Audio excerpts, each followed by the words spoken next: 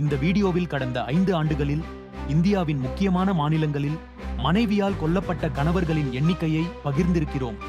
இது national crime records bureau தரவுகளின் அடிப்படையில் தயாரிக்கப்பட்டது. உண்மை நிகழ்வுகள், காரணங்கள் மற்றும் சமுதாயத்தின் விழிப்புணர்வை உருவாக்கும் ஒரு முயற்சி இது. இதில் தமிழ்நாடு எத்தனாவது இடம் தெரியுமா? வாங்க வீடியோக்குள்ள போகலாம்.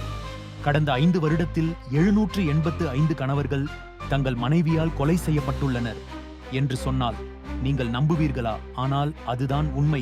அதிர்ச்சி தரும் தகவல். இது எதனால் ஏற்படுகிறது என்று சில காரணங்கள். காதல் திருமணங்களின் பின்னடைவு, மனைவியின் அந்நிய உறவுகள் காரணமாக ஏற்பட்ட பிரச்சனைகள், குடும்பத்தினுள் வன்முறை போன்ற பிரச்சனைகளால் இந்த கொலையானது நடந்துள்ளது.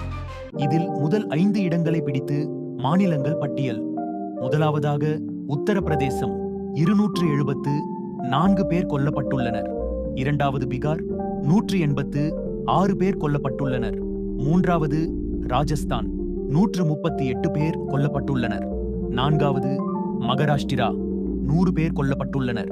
ஐந்தாவது மத்திய பிரதேசம், 87 பேர் கொல்லப்பட்டுள்ளனர். ஏன் இந்த கொலைகள் நடக்கிறது என்பதற்கான காரணங்கள்: மன உளைச்சல், மறைமுக உறவுகள், நம்பிக்கையின்மை, ஆண்களின் மனநிலை, சமூக அழுத்தம். இதை தடுப்பதற்கான வழிகள்: திருமண உறவு, பரஸ்பர நம்பிக்கை. ஆண்கள் மீதான வன்முறைகள் குறித்த விழிப்புணர்வு தேவை.